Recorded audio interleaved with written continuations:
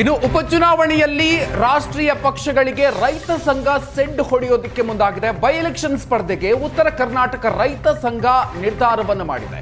ಬಾಗಲಕೋಟೆಯಲ್ಲಿ ರೈತ ಮುಖಂಡ ಆನಂದ ಜಕಾತಿ ಕಣಕ್ಕಿಳಿಯಲು ನಿರ್ಧರಿಸಿದ್ದಾರೆ.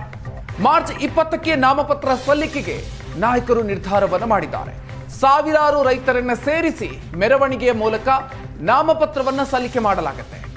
ರೈತರೇ ಶಾಸಕರಾದ್ರೆ ರೈತರ ಸಮಸ್ಯೆ ಬಗೆಹರಿಯುತ್ತೆ ಅಂತ ರೈತ ಸಂಘ ಹೇಳಿದೆ. ಈ ವಿಚಾರಕ್ಕೆ ಸಂಬಂಧಪಟ್ಟಂತೆ ಉಪಚುನಾವಣೆಯಲ್ಲಿ ರಾಷ್ಟ್ರೀಯ ಪಕ್ಷಗಳಿಗೆ ಈಗ ರೈತ ಸಂಘ ಸೆಡ್ ಹೊಡೆಯೋದಕ್ಕೆ ಮುಂದಾಗಿರೋದು.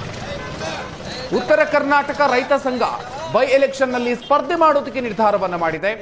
ರೈತ ಮುಖಂಡರಾಗಿರುವ ಆನಂದ ಜಕಾತಿ ಕಣಕ್ಕಿಳಿಯೋದಕ್ಕೆ ಬಾಗಲಕೋಟೆಯಲ್ಲಿ ಕಣಕ್ಕಿಳಿಯೋದಕ್ಕೆ ಈಗ ಅವರು ಸಿದ್ಧತೆಯನ್ನ ಮಾಡಿಕೊಂಡಿದ್ದಾರೆ. ಮಾರ್ಚ್ 20ನೇ ತಾರೀಕು ನಾಮಪತ್ರವನ್ನ ಸಲ್ಲಿಕೆ ಮಾಡೋದಕ್ಕೆ ಇವರು ನಿರ್ಧಾರ ಮಾಡಿದ್ದಾರೆ. ಸ್ಪರ್ಧೆ ಮಾಡುವ ವಿಷಯ ಏನಪ್ಪ ಅಂತಂದರೆ, ಈಗ ನಮ್ಮ ರೈತರಿಗೆ ಬೆಲೆ ಬೆಳೆದು ಅಂತ ಬೆಂಬಲ ಬೆಲೆ ಸಿಗ್ತಿಲ್ಲ ಸರಿಯಾಗಿ.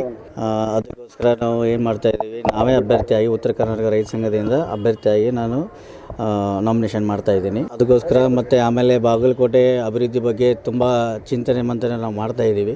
ಯಾಕಂದರೆ ಬಾಗಲಕೋಟೆ ಒಳಗೆ ಉದ್ಯೋಗ ಸೃಷ್ಟಿ ಮಾಡೋದು ಫಸ್ಟ್ ನಮ್ಮದು ಮುಖ್ಯ ಕಾರ್ಯ ಇದೆ.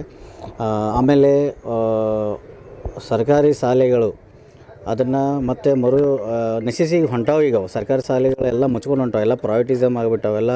ಈಗ ಬಡವ್ರಿಗೆ ಕಲಿಬೇಕಪ್ಪ ಅಂತ ಪ್ರೈವೇಟ್ ಸ್ಕೂಲಿಗಳಿಗೆ ಹಚ್ಚೋಕ್ಕಷ್ಟು ಎಬಿಲಿಟಿ ಇರೋಂಗಿಲ್ಲ, ಅವರಿಗೆ ರೊಕ್ಕ ಇರೋಂಗಿಲ್ಲ.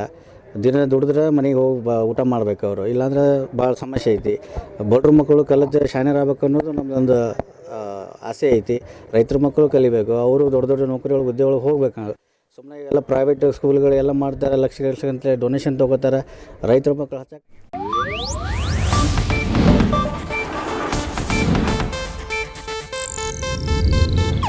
ಇದು ಏಷ್ಯಾನೆಟ್ ನ್ಯೂಸ್ ನೆಟ್ವರ್ಕ್ ಪ್ರಸ್ತುತಿ.